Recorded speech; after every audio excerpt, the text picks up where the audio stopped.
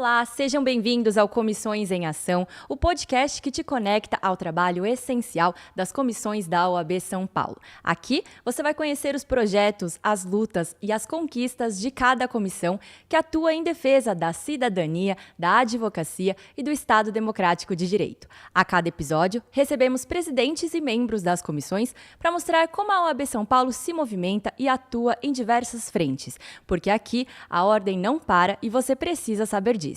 No episódio de hoje, temos a honra de receber uma referência no tema, o Dr. Solano de Camargo, presidente da Comissão de Privacidade, Proteção de Dados e Inteligência Artificial da OAB São Paulo, professor de Direito Internacional na Faculdade de Direito da USP e conselheiro seccional da OAB São Paulo. Doutor, é uma honra tê-lo aqui conosco. Obrigado, Carol. A honra é minha. E para começar o nosso bate-papo, qual é a missão da sua comissão e quais os temas que ela abrange? Muito bem. A missão, elas são várias. É uma comissão que é muito recente, ela surgiu praticamente aí há 5 anos, e nós temos como propósito levar a conhecimento dos advogados, as advogadas, essa nova área, uma nova área do direito, que é da privacidade e da proteção de dados. É uma área que oferece muitas oportunidades e também muitos desafios, porque o brasileiro, de um modo geral, não conhece tanto, né? Uma área ainda que está engatinhando, então tem muitas empresas ainda que não fizeram toda a lição de casa e tem oportunidade tanto aí na parte preventiva como no contencioso. E a gente agregou desde o ano passado um tema que é um tema, digamos assim, muito até assim fogoso, que é da inteligência artificial. Então, inteligência artificial que funciona como uma área técnica no direito, uma atuação profissional, mas também tem a ver com a própria transformação digital dos escritórios de advocacia e dos departamentos jurídicos. Então, uma missão, eu diria para você assim, até bonita.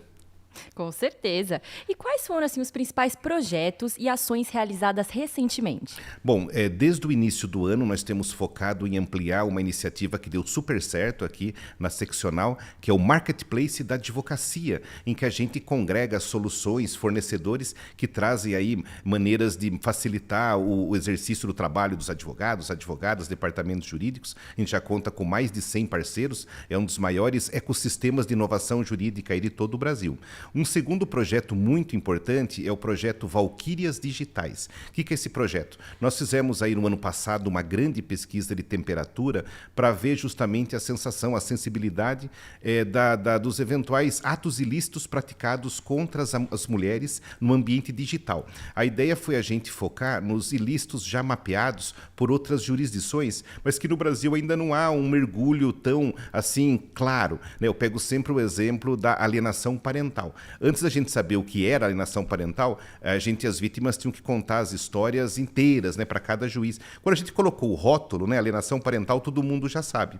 E nós descobrimos mais de 30 ilícitos diferentes que já são mapeados e combatidos no exterior, que visam justamente proteger a mulher no ambiente digital. E a gente fez uma grande pesquisa de temperatura, recebemos mais de 7.500 questionários e descobrimos que são, assim, na verdade, até era intuitivo, né? Grande parte da violência sofrida pelas mulheres no ambiente analógico está sendo reproduzido e potencializado no ambiente digital. Então, o grupo Valquírias Digitais é o nome do projeto. Nós temos aí 12 advogadas integrantes da nossa comissão que estão fazendo ali análises dessa pesquisa para produzir um material inédito que vai ajudar no letramento da população e principalmente no combate. A nossa ideia é levar, inclusive, iniciativas para que isso virem leis, né, que protejam as mulheres no ambiente digital.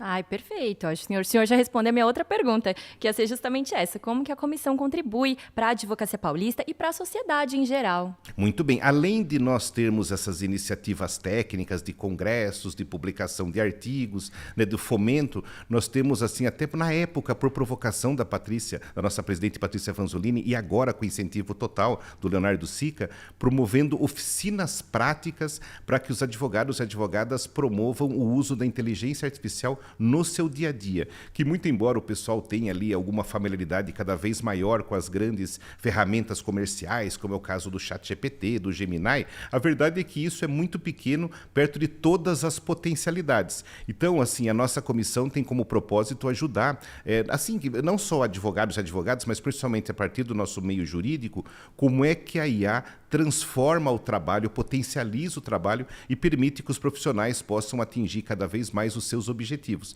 Então, a gente já promoveu desde 2022, até hoje, cerca de 117 oficinas, 4 congressos, acho que 10 seminários, publicamos um livro. Então, assim, a gente tenta aí, na medida do possível, fomentar o conhecimento. Nossa, que bacana. E a comissão também tem atuado em parceria com outras comissões e entidades externas?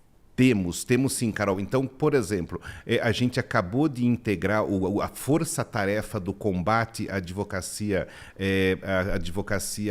fraudulenta, esse pessoal que entra aí nos golpes de WhatsApp, se fazendo passar por advogados, e a gente criou aí uma sugestão de uma ferramenta de inteligência artificial que vai permitir a triagem e justamente criar um material justamente bem mais rápido para poder ser comunicado à Secretaria da Segurança Pública, entrar em contato com o advogado eventualmente que tem aí seu nome utilizado. Então essa aí é uma iniciativa justamente de uma força-tarefa que a gente acabou de ingressar. Além disso, nós estamos participando das iniciativas que visam a maior acessibilidade, né, dos advogados e advogadas nos sistemas e justamente no judiciário. E nós temos uma terceira atuação muito importante justamente nessa transição do EPROC. Temos participado das reuniões com o Tribunal de Justiça visando justamente preparar a advocacia e, eventualmente, com diversas sugestões para que possa o modelo, quando totalmente implementado, ele seja melhor utilizado pela advocacia. São muitas. Nós temos cerca de 16 integrações com diversas outras comissões, que é o incentivo da Dani, né, nossa vice-presidente, para um trabalho transversal das comissões. Quem precisar de inteligência artificial, privacidade e proteção de dados, pode sempre contar com a gente. Nossa, que bacana. E aí, entrando no tema central do nosso bate-papo, que é a inteligência artificial e a advocacia, doutor, seremos substituídos ou reconstruídos? Se eu ganhasse uma moeda de R$1 a cada vez que eu recebo essa pergunta, Carol, eu já tinha parado de advogar, já tinha virado investidor. Na verdade, a IA não vai substituir todas as profissões. De fato, é um tipo de tecnologia que a gente chama de destruidora, né? Porque ela acaba com muitos ecossistemas, criando novos ecossistemas. Então, é claro que muitas profissões vão ser atingidas, mas a advocacia nós entendemos que não, por algumas razões até muito simples. A primeira delas é que a advocacia é uma profissão que envolve muito a empatia pessoal. Então, quantas vezes aí o pessoal que está nos assistindo, né, os advogados e advogadas, não foram contatados, às vezes, por algum cliente, em que eles, propriamente os advogados, não eram os maiores especialistas naquele assunto, naquele momento, ou nem sempre ali os mais baratos, mas que o cliente confiava nele. Então, essa confiança que é indistinguível do profissional, ele não vai poder ser substituído pela inteligência artificial. Uma outra questão é que a profissão jurídica, ela não é matemática e 100% racional. Então, em quantos casos que a gente tem, por exemplo, um processo, que a gente tem uma certa convicção que vai ganhar, mas o nosso cliente, ele às vezes não tem um psicológico para suportar a pressão do processo, o envolvimento, e que a gente acha melhor até ali para redução de danos, um acordo. Então, essas questões, elas não podem ser avaliadas pelo algoritmo. Então, são questões que levam assim, a advocacia num patamar diferente, por exemplo, de outras profissões. Mas, de qualquer forma, a transformação trazida pela inteligência artificial, ela tem um potencial gigante de transformar a profissão no sentido de potencializar e liberar o advogado para aquelas funções que são mais intelectuais, estratégicas, fazendo com que a gente possa diminuir ou não fazer as atividades que são repetitivas, que não agregam valor ali no nosso dia a dia.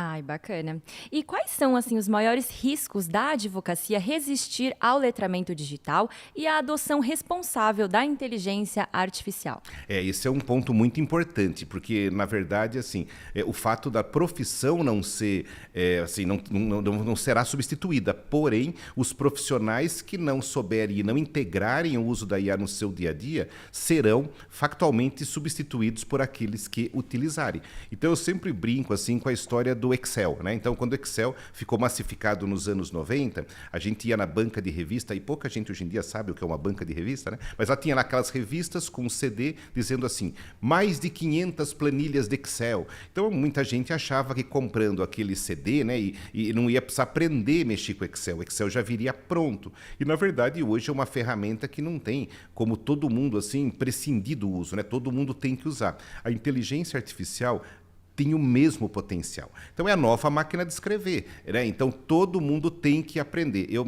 fiz a escola Remington de datilografia de Boituva em 1986, com 12 anos. Foi um diferencial competitivo na época para adolescente, né? Então você vê, hoje a inteligência artificial, você imagina um currículo assim, Carol, um currículo que chega na mesa ali da pessoa que está contratando. É importante ter um MBA, ter um mestrado, ter um segundo idioma, mas se tiver lá um campinho assim, ó, experiência em automatizar processos de contencioso com ganho de escala usando inteligência artificial. Você não iria separar esse currículo do lado? Com certeza. Então, assim, inteligência artificial ela é muito importante para a própria sobrevivência dos advogados. E não tem essa história que é coisa para os mais jovens, não. Todo mundo vai ter que aprender a mexer. É verdade.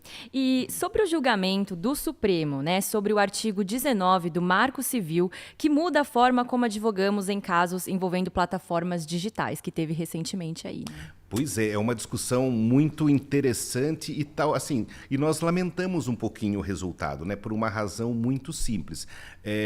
Vai ficar no dia a dia meio que inviável para os jurisdicionados, para os juízes entenderem como aplicar o julgamento.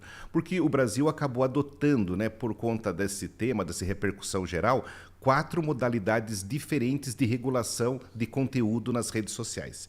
E isso vai ser difícil de encaixar e saber se é um ou saber se é outro. Então, para fazer uma retrospectiva, nós temos assim um modelo que é bem mais liberal, que é o modelo dos Estados Unidos, em que as redes sociais elas não podem ser processadas, né? Elas têm uma imunidade prevista na lei. Ao mesmo tempo, as pessoas que postam conteúdo têm uma proteção constitucional, que é da primeira emenda, em que elas podem ali manifestar a sua liberdade de expressão de maneira ampla. Então, nos Estados Unidos, praticamente não existe a possibilidade de você remover um conteúdo ou você remover ali o perfil de uma pessoa. Aí, do outro lado, nós temos assim situações como a da China, a da Rússia, como, por exemplo, de Mianmar, como da Bielorrússia, em que o governo decide o conteúdo que pode ficar ou a pessoa que pode ter um canal ou não. O Brasil estava no meio. O Brasil tinha o seguinte sistema: havendo dúvida se aquele conteúdo ele viola ou não alguma diretriz da rede social, o judiciário arbitra. E isso funcionou muito bem, tanto que nós não tivemos grandes problemas eleitorais, como aconteceu o ano passado em diversos outros países, né? Só que o que acontece? O Supremo entendeu que esse trabalho tem que migrar da mão do judiciário e para a própria rede social. E a rede social, dentre outras circunstâncias, tem que verificar se aquela postagem ela é ilícita. E aqui começam as dificuldades. O que é uma postagem ilícita? Então, se eu falar, por exemplo, assim, né, todo sistema eletrônico pode, em teoria, ser invadida por um hacker. Se a urna é eletrônica, logo ela poderia, em tese, ser... Então, isso aqui significa um crime ou significa uma opinião? Para alguns é um crime, para outros é uma opinião, e aqui a gente entra numa situação muito complicada. O que a rede social vai ter que fazer? Vai ter que decidir, e talvez por medo de tomar processos e indenizações, o Brasil fique mais pro lado dos países que promovem a censura. Então a gente acredita, de uma certa forma, no meio acadêmico, que essa decisão do Supremo terá que ser revista mais cedo ou mais tarde. Sim. E como o advogado ele pode atuar na prevenção dos golpes digitais e no fortalecimento da segurança informacional dos clientes, doutor? Excelente pergunta, Carol, porque o que acontece? Na prática, com a digitalização da humanidade, que foi muito acelerada na época da pandemia, praticamente todo mundo que está no contencioso, ao entrar com um processo ou defender um processo, ele acaba encarando alguma prova digital. Existe um crescimento cada vez maior das provas digitais e uma redução das provas analógicas. É só a gente ver, por exemplo, 90% dos inquéritos policiais que a gente vê tem ali requisição de e-mail, de filmagens, não é assim? Então, todo advogado, toda advogada vai ter que conhecer um pouquinho mais a questão das provas digitais e cada vez que nós temos uma nova tecnologia, a gente tem os golpistas se aproveitando do desconhecimento da população. Então, uma coisa que a gente não pode separar uma da outra. Primeiro, os advogados e advogadas conhecerem quais são essas novidades que vão surgindo no dia a dia, e principalmente com a digitalização do processo. né, criminal, trabalhista, civil, família, ao mesmo tempo em que a gente tem aqui um momento da vida, né, que nós estamos vivendo, que é muito interessante, que é uma disrupção por hora. Né? A cada hora nós temos uma novidade que é superada por uma outra novidade e os golpistas, eles são treinados para se aproveitar dessas inovações. Então, a gente tem, por exemplo, desde hoje em dia, os golpes envolvendo os deepfakes. Né? O que é deepfake? Imagem articulada por inteligência artificial, que a pessoa imita a voz, copia, e eles falam pelo WhatsApp, eles tentam desbloquear aplicativos de banco. Então, assim, a advocacia, ela precisa ficar antenada para essas situações, porque os golpes, eles vão seguir sempre essa linha de se aproveitar das mudanças tecnológicas. Sim, é uma pena, né, doutor? Nossa, eu vejo assim, muitos colegas advogados realmente sofrendo com esses golpes, né? Tanto do falso escritório lá do advogado, assim, mas é realmente uma pena. Se eles usassem essa inteligência para o bem, né?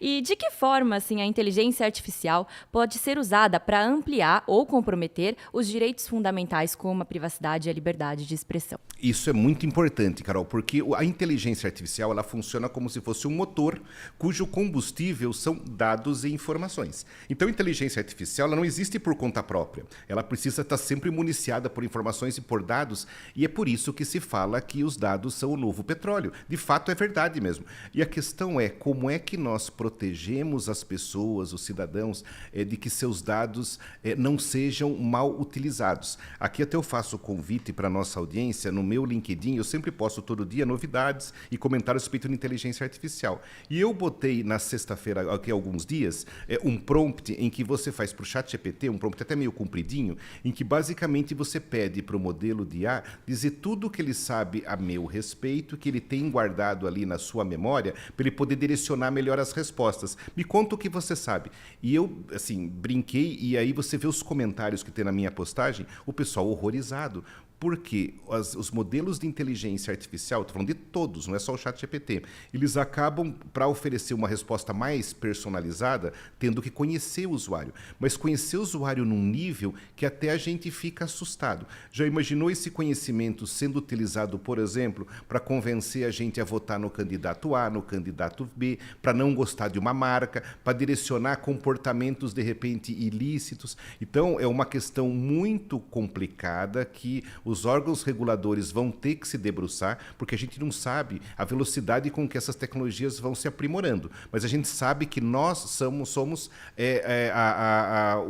o arcabouço necessário para que aquilo funcione. Então, é muito importante que a gente não perca de vista a proteção dos dados pessoais. Sim, sempre ter essa preocupação, né?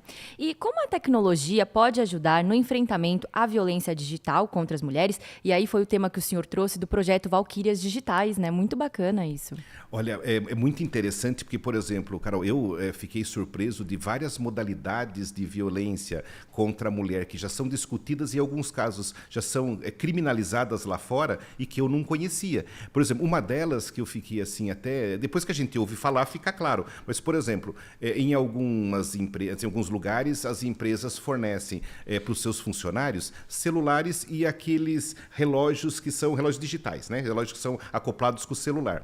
E algumas empresas tinham o hábito de monitorar, né, sem, evidentemente, que as funcionárias soubessem, o ciclo menstrual das colaboradoras, para excluir elas de reunião, para excluir elas de atividades. Então, você vê que coisa absurda. E é um tipo de violência que lá fora já é combatida, tem nome, já existem campanhas. Um outro tipo de violência, que esse é um pouquinho mais comum, é a que se faz com câmeras de segurança dentro das casas. Então, assim, relacionamentos tóxicos, às vezes, assim, os maridos ficam monitorando 24 horas em que cômodo a esposa está, o que ela está fazendo, e às vezes no carro, o caminho que elas fazem, que é um tipo de situação que muitas vezes é normalizada, mas é uma violência, é tóxico. Então, todas essas situações, em primeiro lugar, elas precisam ser constatadas, rotuladas, definidas e explicadas no sentido de que não é normal. Segundo, elas têm que ter ali todo um letramento do pessoal a respeito, né, tanto os potenciais violadores, que às vezes não sabem que estão cometendo violência, mas as próprias vítimas. E em terceiro, em certas situações, precisa haver a criminalização.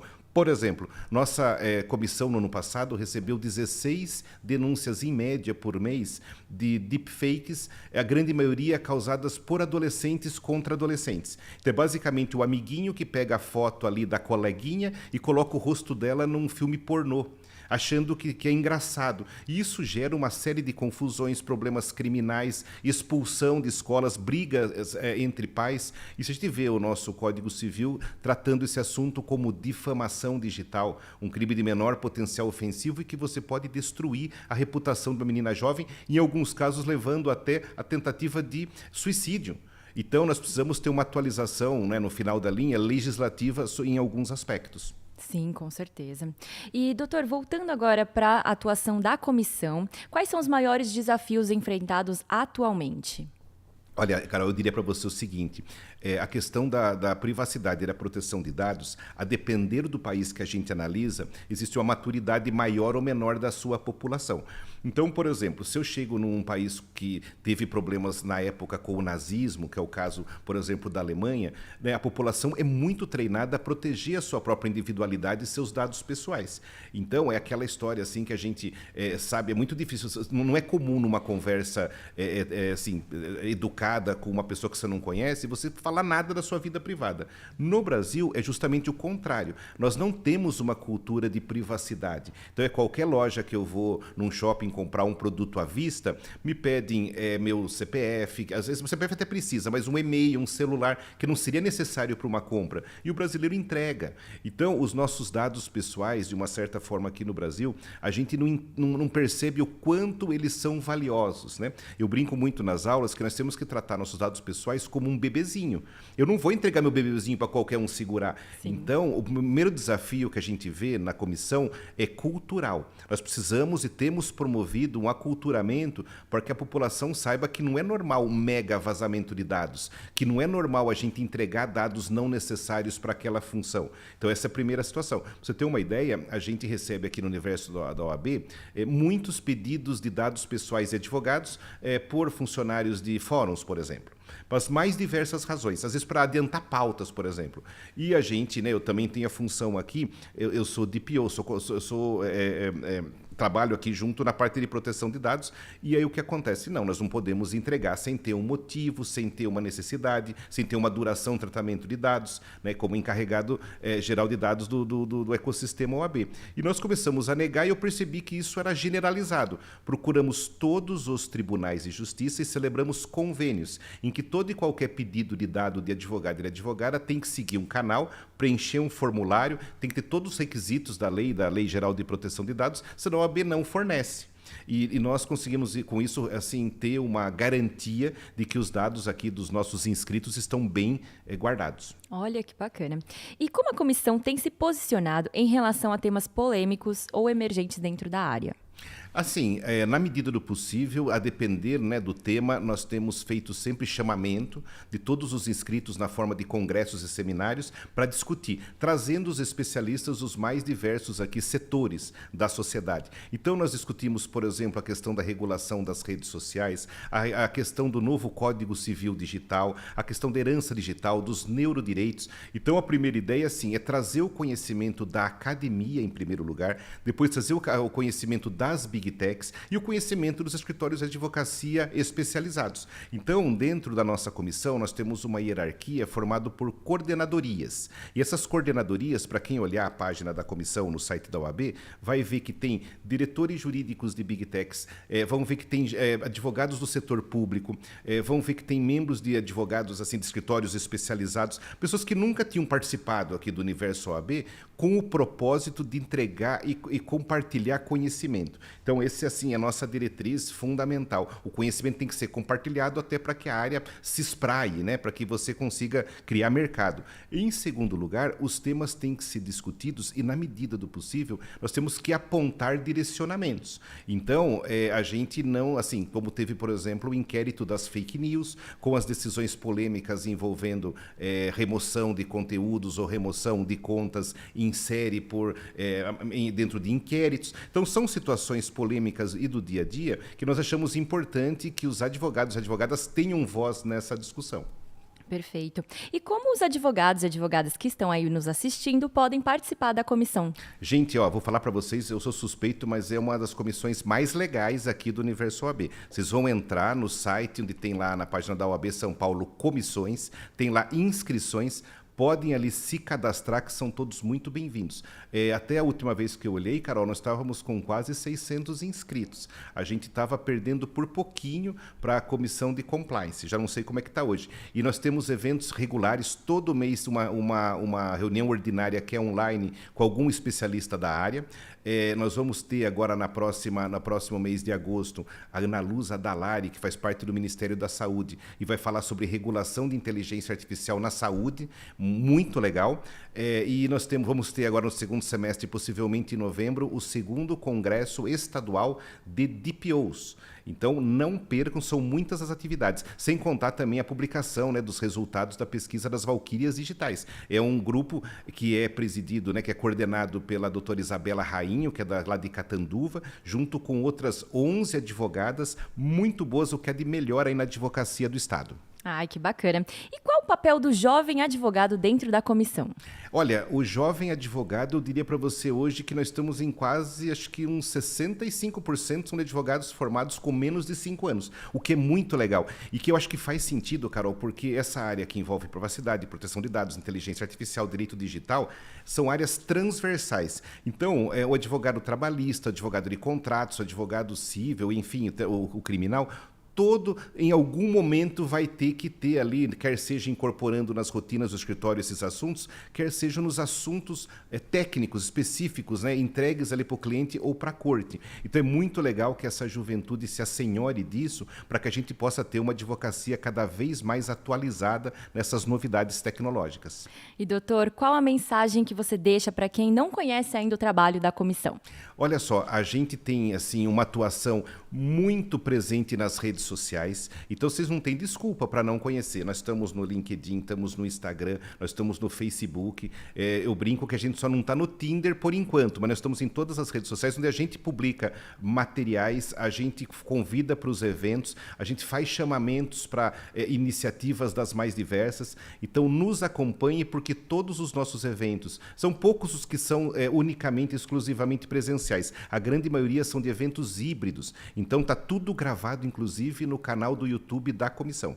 Ai, perfeito. Doutor Solano, muito obrigada. Foi uma honra ter o senhor aqui nos estúdios para esse bate-papo, que foi uma aula aí sobre direito digital, IA. Muito obrigada, viu, pela presença. Eu que agradeço, Carol. Até uma próxima. E se você gostou, compartilha com os colegas, siga o nosso canal e fique por dentro de todas as novidades da OAB São Paulo, que não para. Até o próximo episódio.